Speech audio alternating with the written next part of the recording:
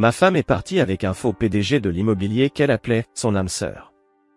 Je l'ai laissé courir après son rêve, jusqu'à ce que la vérité fasse voler son monde en éclats. J'ai 31 ans, et ce qui s'est passé un jeudi d'octobre a changé ma vie à jamais. Je suis rentré chez moi plus tôt que prévu d'une vente aux enchères de bétail à Denver. L'événement devait durer tout le week-end, mais les prix étaient catastrophiques, et il n'y avait presque pas de bêtes de qualité à vendre. J'ai donc décidé de quitter les lieux dès le jeudi après-midi. Dans ma tête, j'allais faire une belle surprise à ma femme, Vicky, elle a 29 ans, en l'emmenant dîner dans ce steakhouse chic dont elle me parlait depuis des mois. Elle laissait toujours des petits indices, espérant sans doute que je capte le message. Nous avions désespérément besoin de ce moment à deux. Mariés depuis 5 ans, ensemble depuis bientôt 8, quelque chose avait changé entre nous. Rien d'ouvertement hostile, non. Juste, une distance, un décalage. Ce genre de silence subtil, presque imperceptible, quand l'amour s'efface doucement, mais que les gestes du quotidien continuent, par habitude. Dès que ma voiture s'est engagée sur notre longue allée de gravier, j'ai ressenti un malaise. Sa voiture était là, mais aucune lumière n'était allumée, alors que le soir commençait déjà à recouvrir notre propriété. Et surtout, Tucker, notre berger australien, ne s'est pas précipité dehors pour m'accueillir comme il le faisait d'habitude. Je suis entré dans notre maison, et le silence était assourdissant. Jamais notre ferme n'était aussi calme. D'ordinaire, Vicky faisait toujours tourner une émission de rénovation à la télévision, sa playlist country préférée résonnait à fond où elle discutait bruyamment en FaceTime avec ses amis. Mais là, rien. Un silence de cimetière. J'ai appelé son nom, une fois. Puis deux. Aucun son ne me répondit. J'ai commencé à traverser la maison, une vieille ferme des années 1920 que nous avions rénovée de fond en comble sur ce terrain de 15 acres que nous avions acheté 3 ans plus tôt, quand la terre à la campagne était encore abordable. Et là, j'ai remarqué les premiers détails. Son manteau préféré, un modèle de créateur, n'était plus accroché au vieux porte-manteau près de la porte. Celui pour lequel j'avais économisé pendant 3 mois et que je lui avais offert à Noël dernier. Ses bottes d'équitation avaient disparu. Le crochet où pendait d'habitude son porte-clés personnalisé était vide.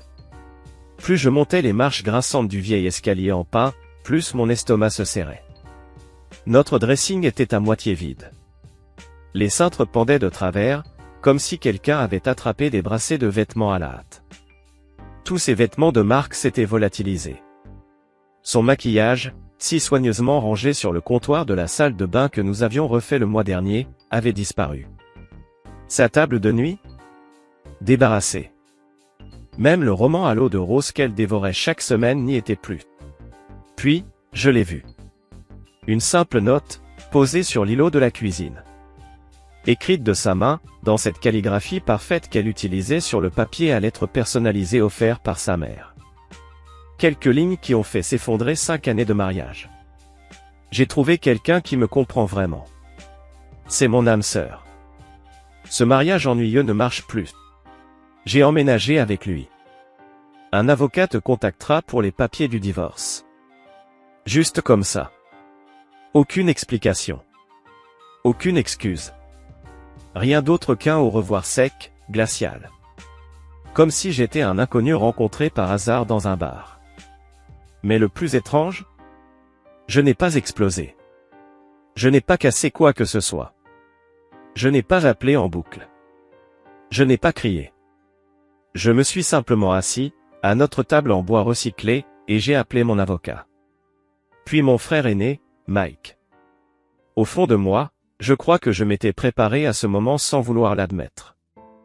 Les changements en Vicky avaient été progressifs, mais constants. Tout avait commencé quand elle s'était rapprochée de Stacy, une nouvelle collègue de son agence immobilière. Stacy, c'était la crise de la quarantaine incarnée, emballée dans du lululemon.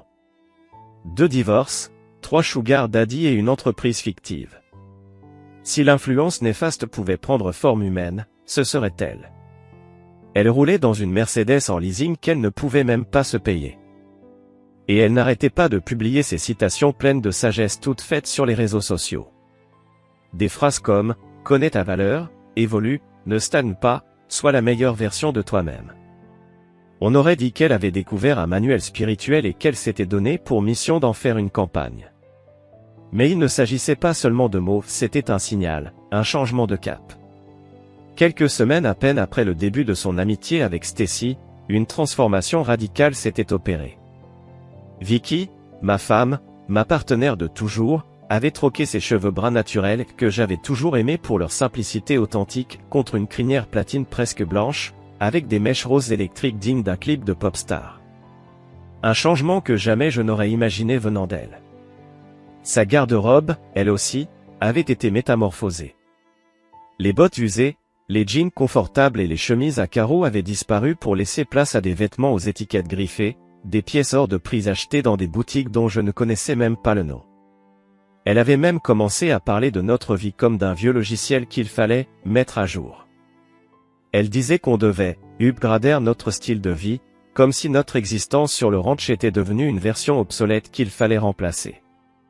Et puis, du jour au lendemain, elle s'est mise à dépenser sans compter $400 pour du Botox, un traitement qu'elle considérait autrefois comme une coquetterie futile, des sacs de créateurs inconnus, des chaussures brillantes qu'elle n'osait même pas porter dans la boue de notre allée. Elle rentrait tard, souvent après minuit, de ces fameuses soirées entre filles, imprégnées d'un parfum si entêtant qu'on aurait dit qu'elle s'était baignée dans un flacon entier. Ce n'était plus elle, ou plutôt, ce n'était plus la femme que j'avais épousée. Elle se lançait dans des escapades professionnelles le week-end, ou du moins, c'est ce qu'elle disait, affirmant qu'elle devait faire visiter des propriétés de luxe à des clients haut de gamme. Pourtant, ces visites ne donnaient jamais lieu à des ventes réelles. Un jour, par simple curiosité ou peut-être par un pressentiment trop lourd à ignorer, j'ai consulté son calendrier, 3 visites planifiées dans des condos de prestige, toutes avec Stacy, indiquée comme agente suppléante. Sauf que l'agence ne connaissait rien de ses biens. Rien. Pire encore, agente suppléante, semblait signifier cocktail, selfies au spa et aventure en cachette. Notre intimité, quant à elle, s'était volatilisée sans un mot. Si j'essayais de l'embrasser, elle détournait le visage. Si j'initiais un moment de tendresse, elle invoquait un mal de tête, de la fatigue, une journée trop longue. Les excuses étaient devenues une routine. Puis vinrent les remarques cinglantes sur notre vie, qu'elle s'ennuyait, que rien n'était palpitant ici, que ses amis vivaient dans des lofts modernes tandis qu'elle, elle jouait à la fermière perdue dans les collines. Un ami proche m'avait dit un jour, d'un ton presque prophétique, si sa meilleure amie est un désastre, elle suit juste avec un temps de retard. J'aurais dû l'écouter. Stacy, c'était l'avertissement en lettres rouges. Et moi, j'ai fermé les yeux. Pendant qu'elle sortait, explorait, réseautait, dans des bars huppés avec Stacy et ses copines fraîchement divorcées, moi, je me tuais à la tâche. Je gérais des ventes aux enchères de bétail dans 3 États différents, je rentrais éreinté pour encore nourrir les chevaux, réparer les clôtures, entretenir chaque centimètre carré de notre propriété. Et malgré tout, je faisais des heures supplémentaires les week-ends, pour économiser ce qu'il fallait pour rénover la cuisine, sa cuisine, qu'elle ne cessait de réclamer. On a terminé les travaux le mois dernier. Le résultat était magnifique, mais visiblement, pas assez pour la retenir. Quand j'ai compris ce qui se passait vraiment, j'ai appelé Mike. Il a débarqué 45 minutes plus tard, bien qu'il vive à plus d'1 heure d'ici. Il est arrivé avec une pile de pizza sous le bras, même si, en toute honnêteté, je n'avais pas faim. Mike, c'est le rock. 5 ans de plus que moi, père de jumeaux, patron d'une entreprise de construction stable, il a toujours été le grand frère de substitution, le mec fiable, droit, loyal. Il a lu la lettre qu'elle avait laissée, sans un mot. Puis il a levé les yeux, le regard dur. Il m'a proposé d'aller la chercher, prêt à exploser, prêt à défendre mon honneur. Mais j'ai secoué la tête. Je ne voulais pas de drame. Pas tout de suite. On s'est installé sur le porche, celui qui fait tout le tour de la maison. On a parlé, des heures durant, jusque tard dans la nuit. Il me racontait les dernières aventures de ses enfants en tournoi de foot, râlait contre un sous-traitant paresseux, me parlait de son jardin. Tout pour m'aider à penser à autre chose. Quand il est parti, me promettant de revenir le lendemain, j'ai erré seul à travers la maison plongée dans l'obscurité. Les photos accrochées au mur semblaient appartenir à une autre époque, nous deux lors d'une randonnée dans le Colorado, suspendus dans le vide sur une tyrolienne au Mexique pour son anniversaire, souriant devant cette maison le jour de la signature. Chaque image me renvoyait à un passé qui ne m'appartenait plus. Tucker, notre chien, a fini par sortir de sa cachette. Il s'est frotté contre ma jambe, comme s'il sentait la tempête qui grondait en moi. Je me suis accroupi, je lui ai gratté l'arrière des oreilles. Il ne disait rien, mais il était là. Fidèle. Constant. Elle s'était détachée, petit à petit.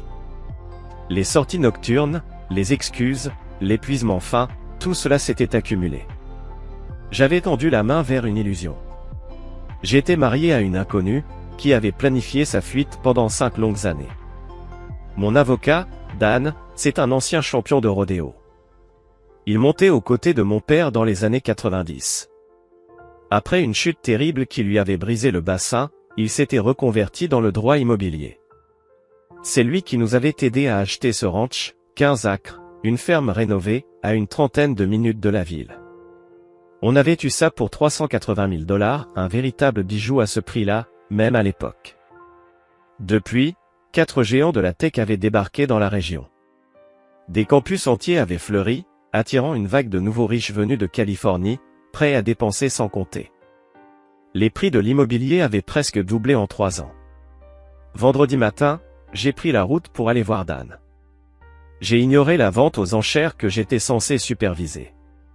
Son bureau, c'est comme un sanctuaire hors du temps, des fauteuils en cuir cloutés de laiton, des photos jaunies de lui chevauchant des taureaux légendaires au National Final Rodeo de 1992, et un énorme cerf à 12 corps accroché au mur, son trophée de chasse de ses 50 ans.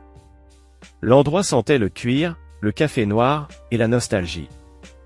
Et de vieux papiers. Dan fut surpris de me voir avant notre rendez-vous prévu pour discuter de la paperasse liée à une vente aux enchères. Je lui ai tout expliqué. Le mot. Les vêtements disparus. Cette trahison sortie de nulle part. Je lui ai dit que je devais protéger le ranch. Il hocha la tête et sortit nos documents de propriété. Après plusieurs minutes à fouiller dans les archives du comté, son expression changea radicalement. « Eh bien, ça alors ?» murmura-t-il. D'après les registres officiels, j'étais l'unique propriétaire du domaine. Le nom de Vicky n'apparaissait nulle part. Ni comme copropriétaire, ni même dans une annexe. Je n'en revenais pas. Nous l'avions pourtant acheté ensemble, avec de l'argent venant de nos deux comptes. Pour l'apport initial de 20% et éviter l'assurance hypothécaire, j'avais mis 42 000 $, elle 28 000. Dan consulta 3 bases de données distinctes, extrayant des copies numériques des documents finaux. Tout était à mon nom, l'acte de propriété, l'hypothèque, les droits miniers. Ma signature était la seule à poser sur tous les documents contraignants. C'était incompréhensible, jusqu'à ce que Dan me fasse remarquer un détail glaçant, en tant qu'agente immobilière, Vicky savait exactement ce qu'elle faisait. Elle avait dirigé les papiers là où elle le souhaitait, avec une précision chirurgicale. La véritable question, c'était, pourquoi avait-elle sciemment laissé son nom en dehors d'un bien aussi précieux? Mais ce n'était que le début. Dan découvrit qu'elle possédait une autre propriété à son nom seul, un chalet au bord d'un lac, acheté environ 2 ans auparavant pour 175 000 $. Mon estomac se noua. 2 ans plus tôt, nous étions en pleine rénovation de notre salle de bain principale et modernisions les écuries. Nous mangions des plats au micro-ondes depuis des semaines pour économiser sur les matériaux. D'où venait cet argent? Et comment avait-elle pu cacher un achat immobilier tout entier? Selon les registres, elle avait payé 125 000 $ en liquide et contracté une hypothèque de 50 000. L'achat avait d'abord été fait au nom d'une société, LLC, puis transféré à son nom personnel 6 mois plus tard. Plus Dan creusait, plus le tableau devenait sombre. Il révéla un schéma précis de transfert d'argent depuis notre compte joint vers son compte personnel au cours des 30 derniers mois. Jamais des montants assez importants pour éveiller mes soupçons, 2 cents $ une semaine, 350 une autre, 5 cents à la période des remboursements d'impôts. Mais au total, cela représentait environ 22 300 $. Mes revenus issus de la vente de bétail finançaient son plan secret d'évasion. Dan ôta ses lunettes et me fixa droit dans les yeux. Il avait traité près de 500 divorces dans sa carrière. Ce n'était pas un comportement impulsif. Ces documents révélaient une stratégie de sortie soigneusement planifiée depuis des années, des biens séparés, des transferts secrets, l'omission délibérée de son nom sur nos avoirs. C'était une manœuvre calculée. Vicky avait toujours géré nos finances. Elle disait que j'étais trop désorganisé. Je n'y avais jamais vu de mal, jusqu'à ce que Dan découvre ses virements constants. Quelques centaines de dollars, discrètement, pendant 2 ans et demi. Ajoutez à cela un chalet au bord du lac acheté via une société écran, puis transféré à son nom, et le puzzle prenait forme. Elle s'était patiemment constitué un fonds de fuite. Que fait-on maintenant, demandai-je, me sentant à la fois comme le plus grand idiot du monde, et paradoxalement soulagé de comprendre enfin ce qui se passait. En réalité, rien, répondit Dan avec un sourire complice. On attend. Elle te contactera dès qu'elle consultera un avocat et découvrira que le ranch est entièrement à ton nom. Si je ne me trompe pas, elle agit en pensant que tu vas devoir vendre et partager les bénéfices. Exactement 48 heures après avoir trouvé le mot, mon téléphone explosa d'activité, appels, messages vocaux, tous de Vicky. Tout commença précisément à 10h15, un dimanche matin. J'étais dans le pâturage et, en train de réparer une portion de clôture que Tucker avait trouvée suffisamment lâche pour se faufiler à travers. Et là, les notifications commencèrent à pleuvoir, l'une après l'autre, de plus en plus insistantes. Le premier message vocal était purement professionnel, dans le ton neutre qu'elle utilisait pour ses clients, elle devait parler immédiatement du ranch. Le second laissait transparaître une certaine irritation quant au fait que je ne répondais pas. Le troisième était teinté de panique, il fallait vendre rapidement avant que le marché ne ralentisse en hiver. Le quatrième m'accusait d'être puéril de l'ignorer. Et au 6e appel, toute sa façade s'effondrait en supplication, parlons-en comme des adultes. L'ironie de cette demande venant de quelqu'un qui avait mis fin à 5 ans de mariage avec un mot griffonné à la va-vite ne m'échappa pas. Je transférai chaque message à Dan, sans répondre. Il me répondit immédiatement par texto. Parfait. Continue le silence radio. Elle réalise enfin qu'elle s'est lourdement trompée. Vers 18h30 ce soir-là, Jack Wilcox, le père de Vicky, m'appela. Contrairement à ma relation tendue avec sa mère qui sous-entendait sans cesse que je n'étais pas assez bien pour sa fille, Jack et moi avions vraiment noué un lien. Ingénieur mécanique à la retraite, c'est lui qui m'avait tout appris sur la restauration de moteurs vintage. On avait passé des dizaines de week-ends ensemble dans son garage impeccable à bichonner sa précieuse Chevy C10 de 1967, pendant que Vicky est. Alors que sa mère flânait dans les allées ensoleillées d'un centre commercial chic en plein air, le téléphone a sonné. Je savais déjà, à la manière dont l'appel avait été lancé, que ce ne serait pas une conversation agréable. La voix au bout du fil, tendue, presque tremblante d'agacement, annonçait que Vicky, dans ce qu'on pouvait qualifier d'une véritable crise émotionnelle, affirmait que je l'avais exclue de son propre domicile. Elle prétendait que j'avais changé les serrures et que je refusais obstinément d'aborder le sujet de notre séparation, du partage équitable, ou de quelque forme de règlement que ce soit. J'ai inspiré lentement, profondément, comme pour m'ancrer dans une lucidité que je savais précieuse, et j'ai entrepris de tout raconter, posément, sans omettre le moindre détail, même ceux qui me déchiraient encore. Mon retour anticipé à la maison, les placards vides comme des carcasses abandonnées, le mot laissé froidement sur la table du salon, sans émotion, sans signature, presque clinique. Et puis cette découverte, ce coup de poignard, un chalet au bord d'un lac, acheté dans mon dos, sans le moindre mot, dans le secret le plus absolu. Mais ce n'était pas tout. J'ai poursuivi, la voix égale mais le cœur en tumulte, évoquant comment elle avait vidé progressivement notre compte commun, au fil des mois, voire des années.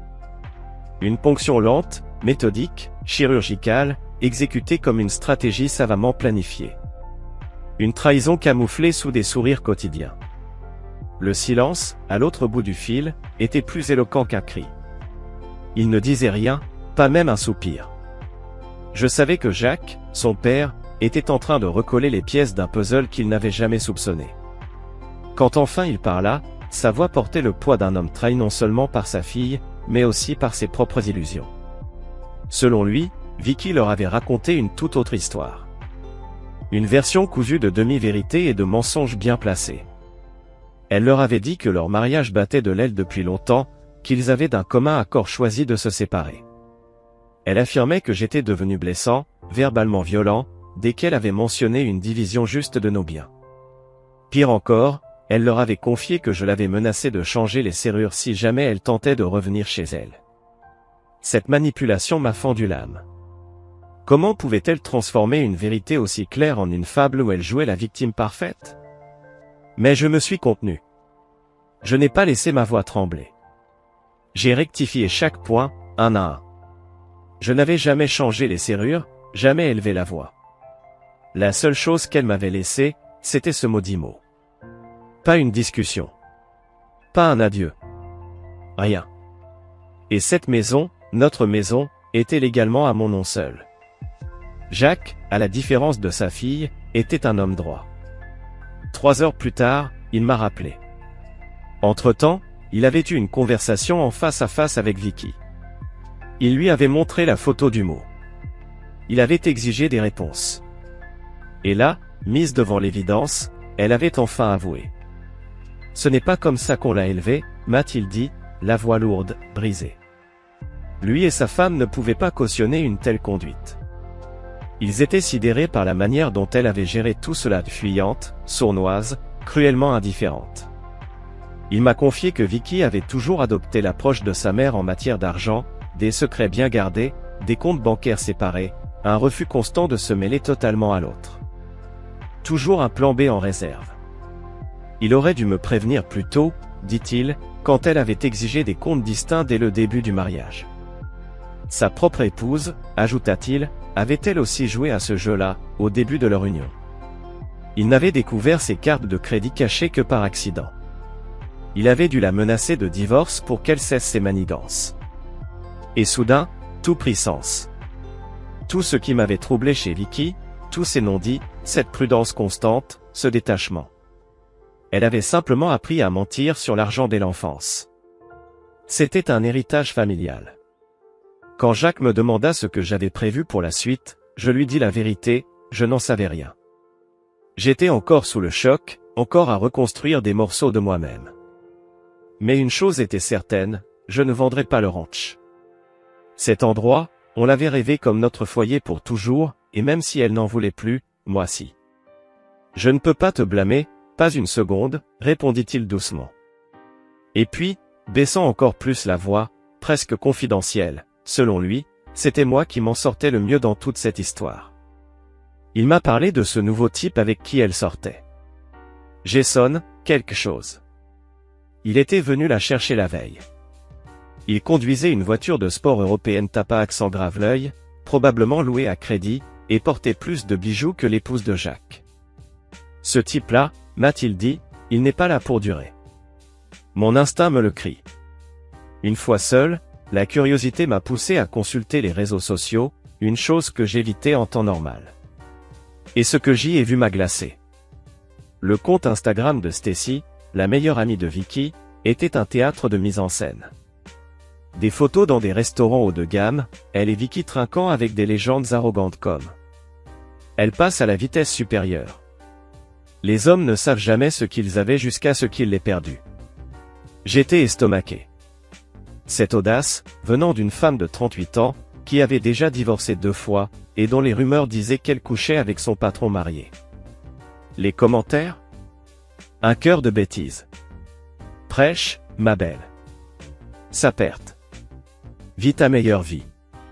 Je me suis demandé, est-ce que l'un d'eux savait la vérité? Ou est-ce qu'ils étaient tous simplement en train de jouer les figurants dans le récit mensonger que Vicky avait mis en scène, avec elle dans le rôle principal, la femme abandonnée. Cette nuit-là, j'ai désactivé tous mes comptes. J'ai fermé le monde extérieur. Et je me suis assis sur la vieille balançoire du porche avec Tucker, mon chien fidèle. Il s'était montré inhabituellement affectueux depuis que Vicky était partie, comme s'il sentait le vide qu'elle avait laissé. Elle se plaignait sans cesse de ses poils. Elle le reléguait dans la buanderie dès que ses amis guindés passaient. Mais Tucker savait. Les chiens ont un 6e sens pour sentir les vraies intentions des gens. Et malgré tout, ils aiment quand même. Loyalement. Profondément. Il a posé sa grosse tête sur mon genou et m'a regardé de ses yeux bruns débordant de confiance. Au moins, ici, quelqu'un ressentait encore quelque chose de vrai. 3 semaines après ce mot laissé sur la table, alors que je travaillais seul, réparant la clôture au fond du pâturage sud, un bruit de moteur furieux a brisé le silence. La voiture de Vicky surgit dans l'allée à toute vitesse, soulevant un nuage de gravier comme une tempête. Et la poussière. Elle avait finalement compris. Après toutes ces années, toutes ces disputes, toutes ces manigances soigneusement dissimulées sous un vernis de bonne volonté, elle avait compris que le ranch n'était pas à son nom. Ce jour-là, le soleil tapait dur sur les terres poussiéreuses. J'étais dehors depuis l'aube, les bras marqués de sueur et de terre, en train d'enfoncer des piquets de clôture avec une régularité mécanique. Je n'ai pas levé les yeux. Pas quand je l'ai entendu arriver. Pas même quand le claquement rapide de ses bottes neuves a brisé le silence du champ. Mais je savais que c'était elle. Et quand elle est apparue enfin à ma hauteur, j'ai tout de suite vu qu'elle n'était plus la femme que j'avais épousée. Ses cheveux blonds, fraîchement méchés, brillaient comme de l'or sous la lumière.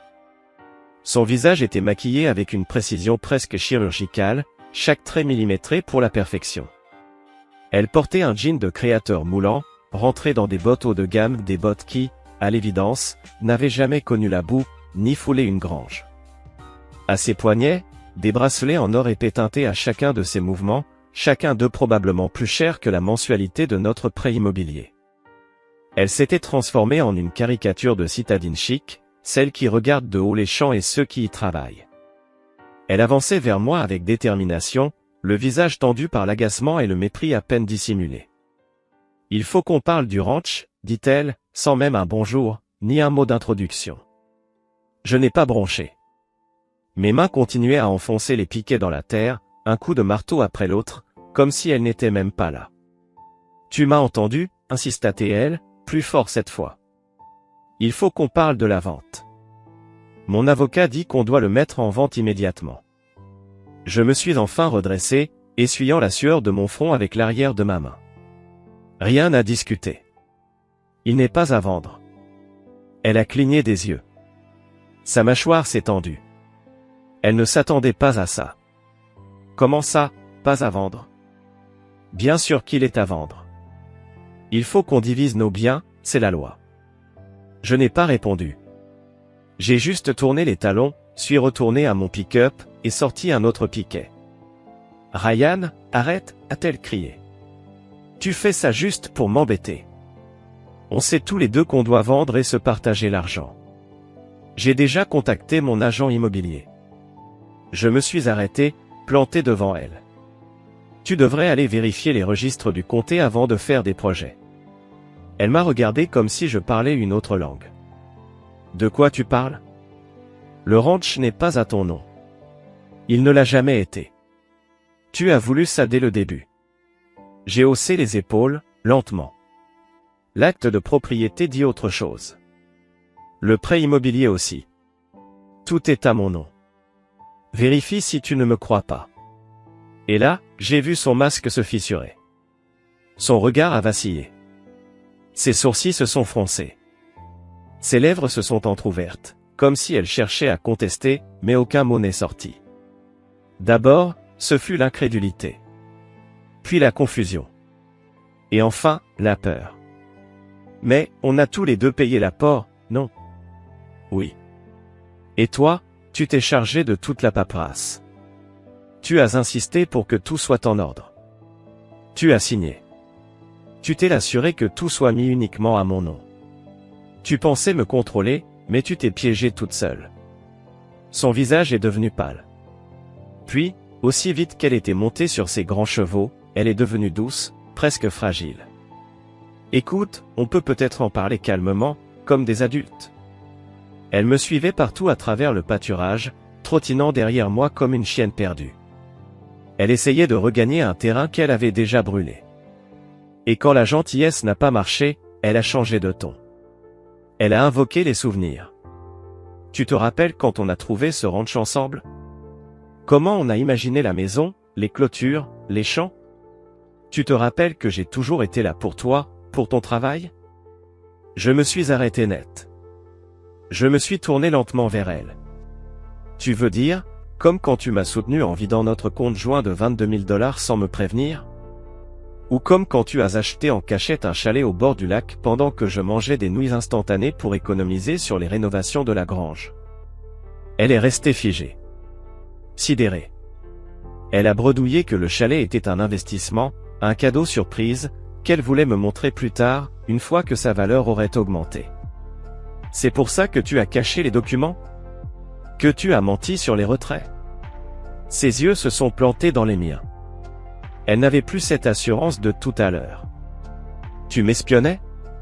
Tu te comportes comme si moi, j'avais fait quelque chose de mal. Je n'aurais pas eu besoin de vérifier, si tu ne m'avais pas volé. Elle a blêmi. Le mot voler l'a frappée comme une gifle. Elle a tenté une dernière défense. Cet argent, c'était aussi un peu le mien. Mais je l'ai regardé droit dans les yeux. Ton salaire allait sur ton compte personnel. Le compte joint? Il était alimenté seulement par mon revenu. Donc non. Cet argent, c'était le mien. Et là, elle a compris. Que je savais tout. Que ces jeux étaient terminés. Mais elle n'avait pas dit son dernier mot. Elle a invoqué Jason. Son nouvel amour. Celui qui devait l'aider à rénover le chalet. Mais Jason avait des problèmes de trésorerie. Elle comptait sur sa part du ranch pour remettre de l'ordre dans ses finances. C'est pas mon souci, ai-je dit, sans émotion. Peut-être que ton âme sœur n'est pas aussi fiable que tu le croyais. Elle s'est raidie.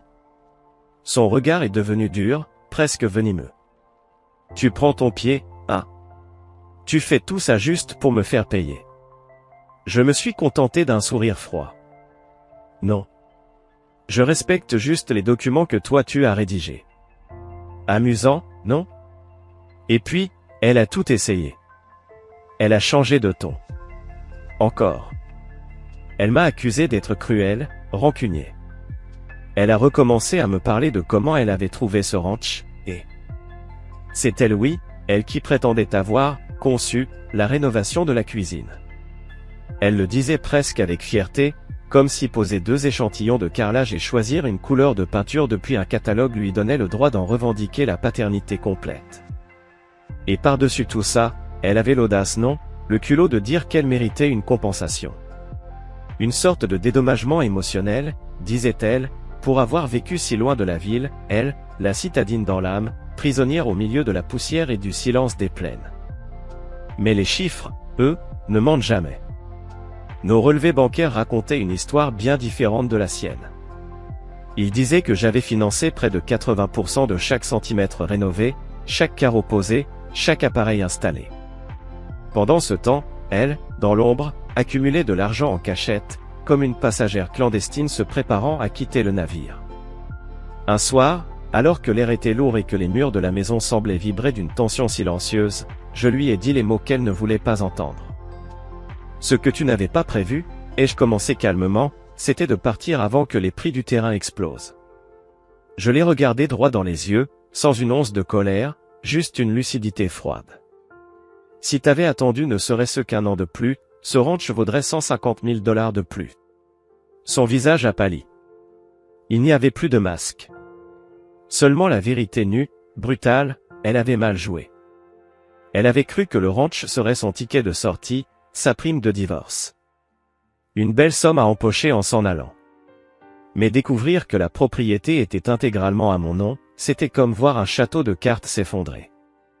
Elle avait misé sur un avenir qui ne lui appartenait pas. Dès lors, elle a changé de stratégie. Elle a commencé à menacer, presque chaque semaine, de contacter un avocat. Mais ce à quoi elle ne s'attendait pas, c'est que j'en avais déjà un. Un jour, furieuse, elle s'est ruée vers sa voiture, ses talons martelant le gravier.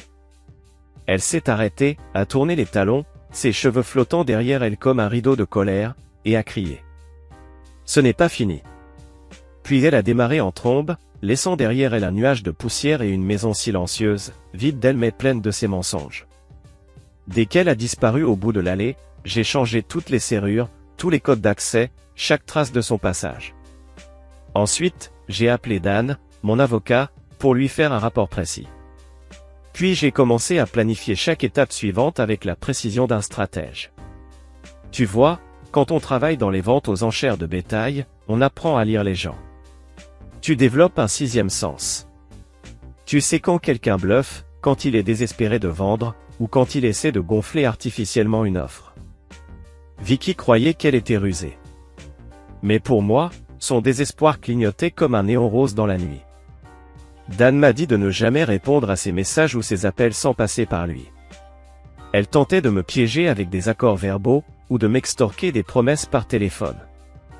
Mais je ne suis pas tombé dans le panneau. Ce week-end-là, j'ai fait le tour complet de la maison, méthodiquement. J'ai listé, photographié et consigné chaque meuble, chaque appareil, chaque outil, chaque objet de valeur. Là où je pouvais, je rassemblais les reçus, les preuves d'achat, tout ce qui pouvait démontrer que ces biens étaient les miens.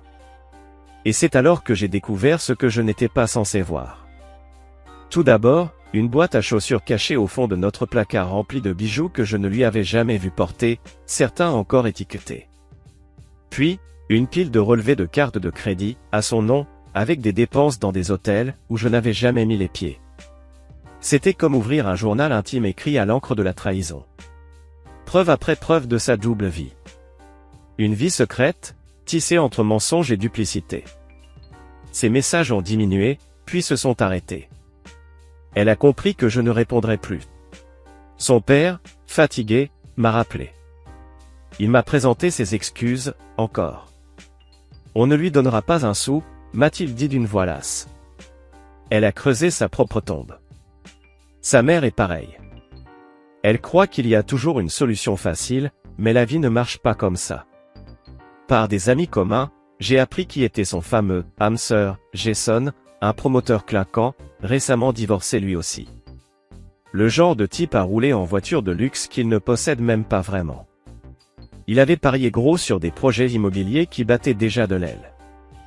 Il s'était lancé dans la construction de condos de luxe juste avant que le marché ne s'effondre. Et leur relation a commencé à couler, quand il a compris qu'elle n'apporterait aucun argent du ranch pour financer sa prochaine lubie. 2 semaines après son départ, les papiers officiels du divorce sont arrivés. Fait intéressant, elle ne réclamait pas le ranch. Seulement une part des autres biens, et 3200 $ par mois de pension alimentaire, sous prétexte qu'elle avait un revenu inférieur au mien. Mon avocat, Dan, en a éclaté de rire. On avait tous les relevés montrant qu'elle gagnait quasiment autant que moi mais qu'elle avait dissimulé l'essentiel. Et puis, en fouillant d'anciens dossiers dans notre bureau, j'ai trouvé sa demande de prêt pour le chalet. Elle y déclarait un revenu 40% supérieur à celui qu'elle avait inscrit sur nos déclarations fiscales. Fraude fiscale. Pas exactement un détail anodin. Dan m'a conseillé de garder cette bombe en réserve, au cas où les choses déraperaient. Parfois, m'a-t-il dit, la meilleure vengeance, c'est de laisser quelqu'un se détruire tout seul. Et d'après ce que tu me racontes, elle et son génie de promoteur foncent droit dans le mur, avec ou sans ton aide. Alors, au lieu de m'épuiser dans des batailles ridicules, j'ai accepté de lui laisser les meubles qu'elle voulait, même notre SUV le plus récent. Dan pensait que j'étais trop généreux, trop conciliant. Mais moi, je pensais stratégie. Je voulais que ce divorce se termine vite, sans drame. Se battre pour des canapés ou des voitures n'aurait fait que ralentir l'inévitable. Mon frère Mike, quand je lui ai exposé mon plan, a haussé les sourcils. On dirait que tu la laisses gagner, a-t-il dit. Mais je lui ai répondu, calmement. Je garde ce qui compte. Le ranch. Mes comptes de retraite. Mes outils. Mon équipement. Elle peut bien partir avec les meubles Ikawae. Cette voiture, avec ses 60 000 miles au compteur. Oui, je savais que j'allais m'en sortir gagnant, tôt ou tard. Ce n'était qu'une question de patience. Alors j'ai continué à avancer. J'ai continué à travailler dur, jour après jour, à entretenir le ranch, à m'occuper de tout ce qu'elle avait laissé derrière elle, comme si de rien n'était. Je gardais la tête baissée, le regard fixé sur mes tâches. Je laissais Vicky croire que j'abandonnais, que je capitulais sur les petits détails, que je me soumettais parce que j'étais blessé ou peut-être parce que je voulais jouer les nobles, prendre la haute route. Mais ce n'était qu'une façade. En réalité, Je construisais mon propre dossier, pièce par pièce, comme un détective discret mais implacable. Je collectais méthodiquement chaque information, chaque relevé, chaque preuve concernant sa situation financière. Je découvrais des revenus qu'elle n'avait jamais déclarés, des incohérences fiscales flagrantes, et surtout, des sommes qu'elle avait subtilement siphonnées de notre compte commun. C'était comme déterrer les couches cachées de sa trahison, une par une. En parallèle, grâce à mes contacts dans le secteur immobilier des gens solides, discrets, mais bien informés, j'ai commencé à creuser autour de Jason, ce type à qui elle s'était si promptement attachée après notre séparation. Et ce que j'ai trouvé était presque trop beau pour être vrai, 3 projets de développement lancés simultanément, tous largement au-dessus des capacités financières de son entreprise. Les banques commençaient à réclamer leur dû. Les entrepreneurs, lassés d'attendre leur paiement, déposaient des poursuites. C'était un château de cartes bâti sur du sable, prêt à s'effondrer au moindre coup de vent. Et Vicky, elle s'était attachée à lui comme une naufragée à une bouée percée. Je voyais les signes de la tempête sur ses réseaux sociaux. Fini les photos filtrées avec des couchers de soleil, les verres de vin à la main et les légendes « Vivre ma meilleure vie ». Elles avaient disparu. En lieu et place, quelques clichés flous, beaucoup plus rares. Les commentaires de Stacy avaient aussi changé de ton. On n'était plus dans le « tu mérites le bonheur, ma belle », mais dans des formules vides, compassées, comme « tiens bon, des jours meilleurs arrivent ». Le vernis s'écaillait. Le rêve qu'elle s'était construit s'effondrait plus vite qu'elle ne l'avait anticipé. 4 mois plus tard, le divorce touchait à sa fin. Tout était presque signé. J'avais conservé le ranch, notre plus grand bien, notre fierté, et désormais, mon seul vrai foyer. Et j'ai commencé à lui redonner vie. J'ai transformé son ancien bureau, froid et trop rangé, en un atelier chaleureux, plein d'odeurs de graisse et de métal, où je pouvais enfin me consacrer à ma passion, restaurer des pièces de motos anciennes. Ce qui avait commencé comme un passe-temps était en train de devenir un vrai business maintenant que j'avais enfin l'espace, le temps et surtout, la paix d'esprit. Le ranch lui-même changeait. Je l'ai repeint. Le salon, jadis d'un blanc clinique qu'elle avait imposé, était désormais d'un vert sombre, profond, presque forestier, une couleur qu'elle détestait, mais qui me rappelait les forêts où j'allais chasser étant gamin. J'ai viré le canapé anguleux, gris clair, inconfortable qu'elle avait tant voulu, et je l'ai remplacé par un vrai canapé en cuir vieilli, solide, accueillant. Et Tucker, notre vieux chien fidèle, avait désormais le droit de dormir sur le lit. C'était chez moi, désormais. Plus un sanctuaire à son image, mais un endroit où je respirais à nouveau. Mon frère essayait toujours de me caser. Les amis de sa femme, toute souriante, prête à recoller les morceaux. Mais moi, je n'étais pas encore prêt. Mon énergie, je la mettais ailleurs, dans mon travail en tant que responsable régional des ventes aux enchères de bétail, dans mes économies que je reconstruisais pierre par pierre, dans mes amis que j'avais négligés à cause de mon mariage. Je me suis inscrit à un club local de restauration de véhicules anciens. Une petite communauté, passionnée, qui me permettait de sortir de chez moi le week-end, de respirer, de parler moteur et carburateur plutôt que souvenirs douloureux. Et puis un jour, 5 mois après son départ, je suis tombé sur Stacy au supermarché. Elle ne m'a pas vu tout de suite. Quand elle m'a reconnu, ses yeux ont trahi la surprise, puis une gêne palpable. Je me suis approché, tranquille, presque souriant. Alors, comment va Vicky ? Ai-je demandé comme si je demandais des nouvelles d'une collègue lointaine. Elle a bafouillé, mal à l'aise. Elle a dit qu'elle allait bien, qu'elle adorait sa nouvelle vie. Mais son ton n'était pas convaincant. Je lui ai lancé un sourire un peu trop appuyé, celui qui met mal à l'aise sans qu'on sache pourquoi, puis j'ai ajouté, d'un ton innocent. Et la boîte de Jason ? Ça va, malgré tous les soucis avec River Heights ? Tu sais, ces histoires de paiement en retard, de mise en demeure, de menaces de saisie par la banque, c'est pas joli. Ses yeux se sont écarquillés, légèrement, juste assez pour trahir la panique. Elle a bredouillé qu'elle n'était pas au courant, qu'elle n'en savait rien. Je savais que ce n'était qu'un mensonge de plus. Elle a marmonné qu'elle était en retard pour un rendez-vous, a jeté un regard inquiet autour d'elle, et s'est presque enfuie vers les caisses. Je savais que dans moins d'1 heure, Vicky entendrait parler de cette conversation. Et c'était exactement ce que je voulais, qu'elle se demande jusqu'où allaient mes connaissances.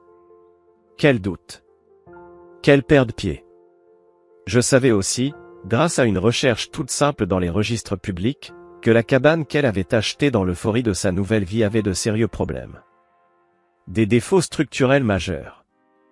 Les fondations étaient compromises, au point que l'administration avait réduit la valeur fiscale de la propriété de 30%.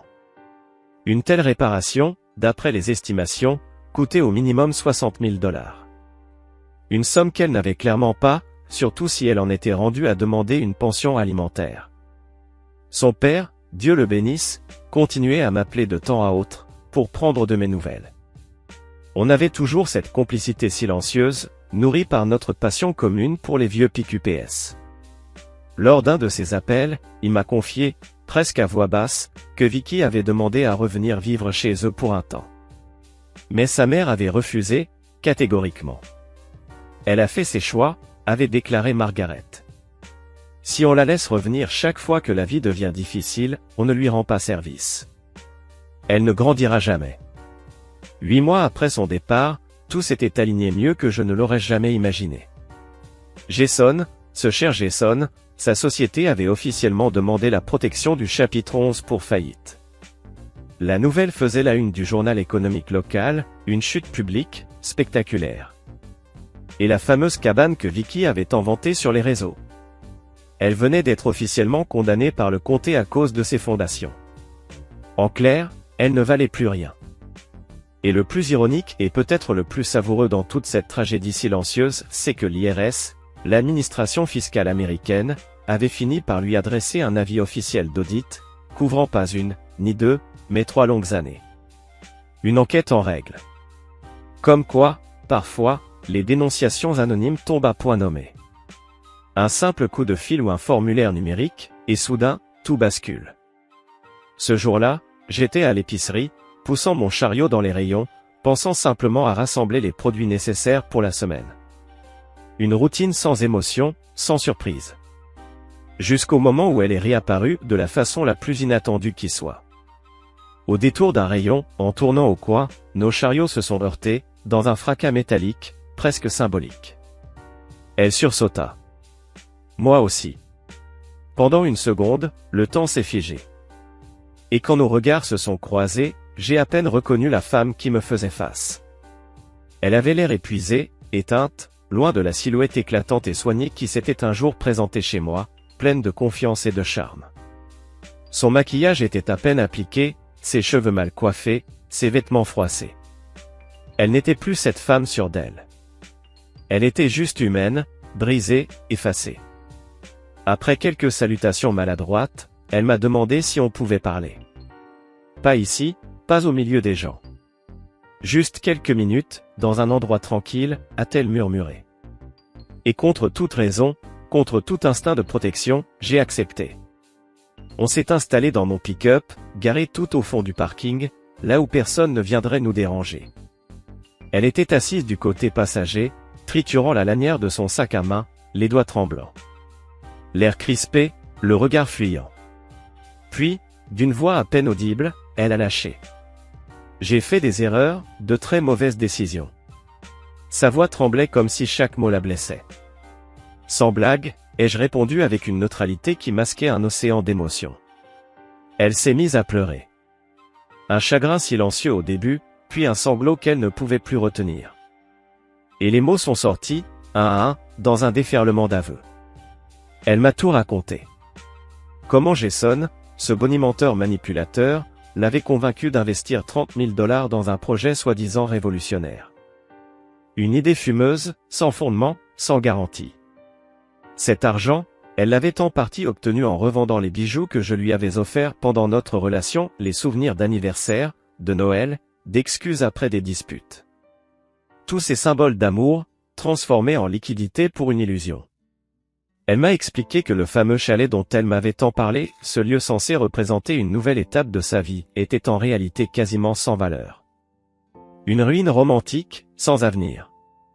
Et puis, il y avait cette poursuite de l'IRS, les incohérences flagrantes dans ses déclarations de revenus, les montants qui ne collaient pas, les relevés qui s'opposaient.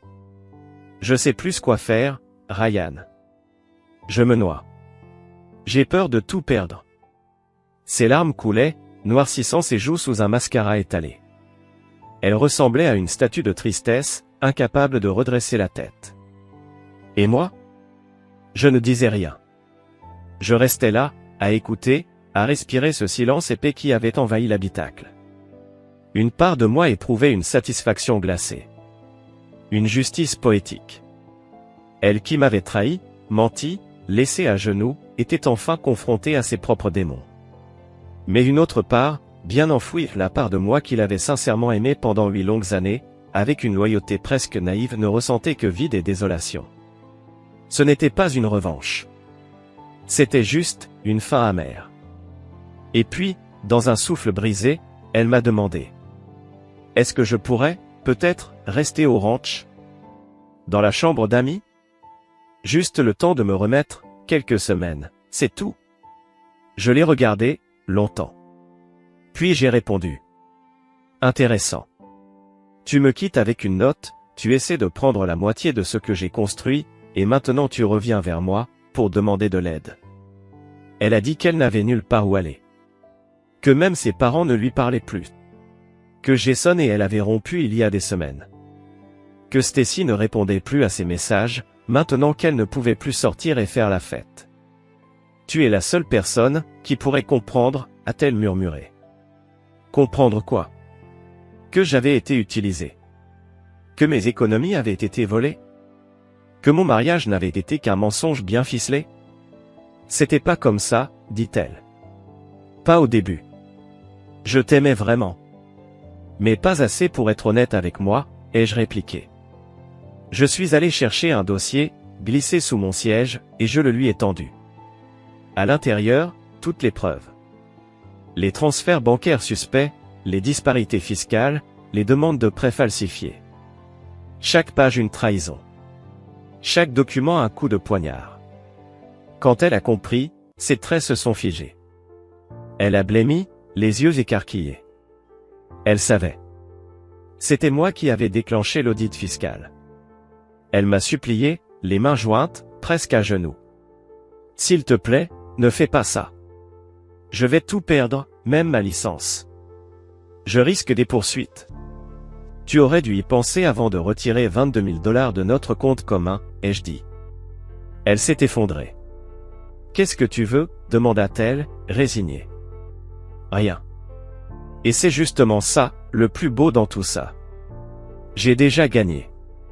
Tu peux garder le SUV. Je m'en fiche. Mais si jamais tu essaies encore de m'approcher, ou de t'en prendre au ranch, tout ce dossier ira droit à l'IRS, à ton conseiller financier, à ton employeur, à qui tu veux. » Elle a fini par avouer. Elle avait été stupide. Elle avait tout jeté par la fenêtre. Une belle vie, une relation stable, tout ça pourquoi? Pour des promesses vides. Pour les illusions de Stacy. Pour cette voix qui lui répétait qu'elle manquait quelque chose, qu'elle méritait plus de paillettes, plus d'excitation. Mais au bout du compte, elle avait compris. Le calme, la stabilité, ce qu'elle appelait autrefois ennui, était 100 fois plus précieux que cette quête d'extraordinaire qui l'avait laissée seule, ruinée, et brisée de l'intérieur. Et elle a tout perdu, vraiment tout. Chaque jour semblait sur le point de la briser un peu plus, mais ce qu'elle n'avait pas réalisé, c'était que ce n'était pas seulement une question de jours, c'était une chute inexorable. Son mariage, ce pilier fragile de sa vie, s'est effondré. Sa carrière, qu'elle avait bâtie avec tant d'efforts et de sacrifices, s'est désintégrée sous ses yeux. Sa réputation, naguère solide comme un roc, s'est évaporée en un souffle, emportée par les rumeurs et le jugement implacable des autres. Et tout cela, tout ça, elle l'a payé au prix fort, avec une douleur silencieuse mais dévorante, juste pour comprendre enfin ce que tout cela signifiait. Ce fut son sacrifice, une rançon amère qu'elle a dû accepter, sans garantie que cette leçon la sauverait. Elle a grimacé en entendant mon sarcasme, mais elle n'a pas cherché à le nier, à se défendre. Il n'y avait plus rien à dire. Elle savait que j'avais raison. Puis, elle m'a demandé, presque timidement, comme si elle craignait la réponse, si je pensais un jour pouvoir lui pardonner. J'ai pris un instant pour peser mes mots, pour sonder mes émotions. Et honnêtement, je ne savais pas. Vraiment pas. Le pardon, dans ce cas, était un territoire inconnu. Mais au fond, cela n'avait plus d'importance. Que je lui pardonne ou que je ne le fasse pas, c'était terminé entre nous. Terminé. Fin de l'histoire. Elle a alors essayé de savoir si j'étais avec quelqu'un d'autre. Je lui ai répondu que cela ne la regardait pas. Mais au fond, je prenais du temps pour moi. Pour me retrouver, pour guérir. C'est la meilleure chose à faire, m'a-t-elle dit en hochant la tête avec un petit sourire triste. J'aurais dû faire pareil, surtout après Brad. Brad. Son ex, avant moi. Ils avaient rompu à peine 2 mois avant que je ne la rencontre. J'ai toujours soupçonné être son rebond, son pansement temporaire pour soigner une blessure encore fraîche. Mais à ce moment-là, ça n'avait pas d'importance. Pas vraiment. Pour ce que ça vaut, a-t-elle ajouté en baissant le regard, le ranch est magnifique. Je suis passé en voiture la semaine dernière. La nouvelle clôture dans le pâturage sud, c'est vraiment bien fait. Je ne l'ai pas fait pour ton approbation, ai-je répliqué avec un sourire en coin. Je l'ai fait parce que c'était nécessaire, parce que c'était la bonne chose à faire. La semaine suivante, les papiers du divorce ont été signés, définitivement. Pas de pension alimentaire. Aucune revendication sur mes biens.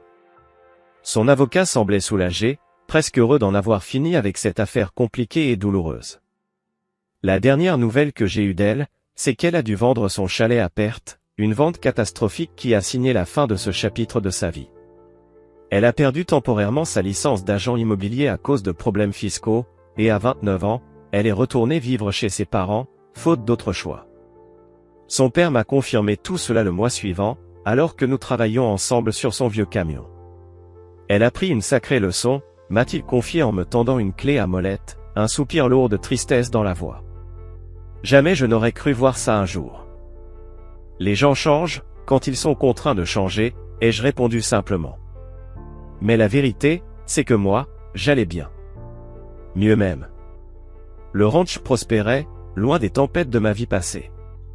J'avais ajouté 3 chevaux en pension pour un revenu supplémentaire. Mon affaire de restauration de moto avait décollé, bien plus que je ne l'aurais imaginé. J'envisageais même de réduire mes heures aux enchères pour me concentrer davantage sur mes passions. Aujourd'hui, le ranch est un havre de paix. Plus aucun drame. Juste moi, Tucker, les chevaux. Parfois, j'invite des amis pour dîner. Ce n'est pas la vie que j'avais rêvée quand j'étais plus jeune, mais c'est une bonne vie. Une vie simple, sincère, qui me nourrit. Finalement, il s'avère que parfois, les pires choses qui nous arrivent, sont celles qui nous mènent exactement là où nous devons être. C'est une vérité difficile à accepter, mais une fois admise, elle libère. Et parfois, oui, parfois, les ordures finissent par s'éliminer toutes seules, comme par magie. Songs per user. Okay, sorry about that. Didn't mean to interrupt the session.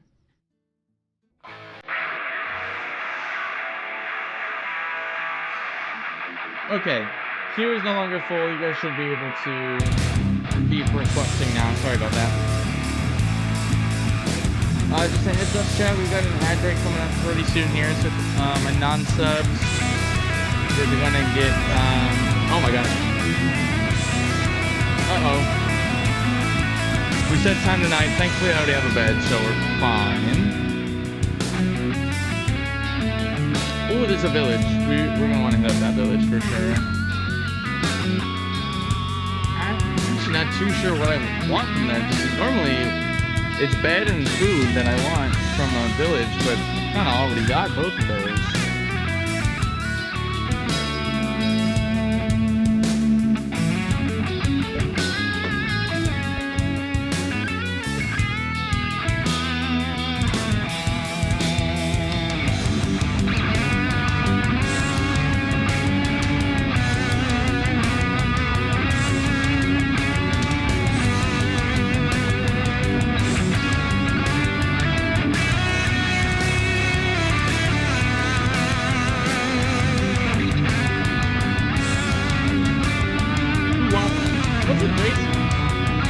What's up, my guy?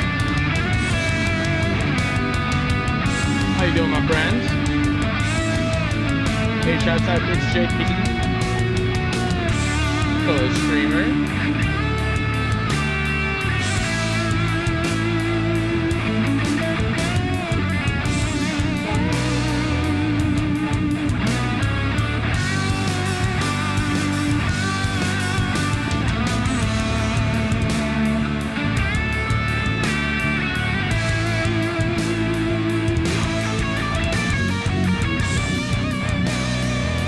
Is the crowd control thing.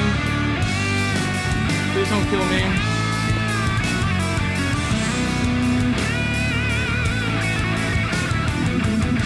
Goodness, oh my goodness. Okay, honestly, I've got enough food. Brewing sand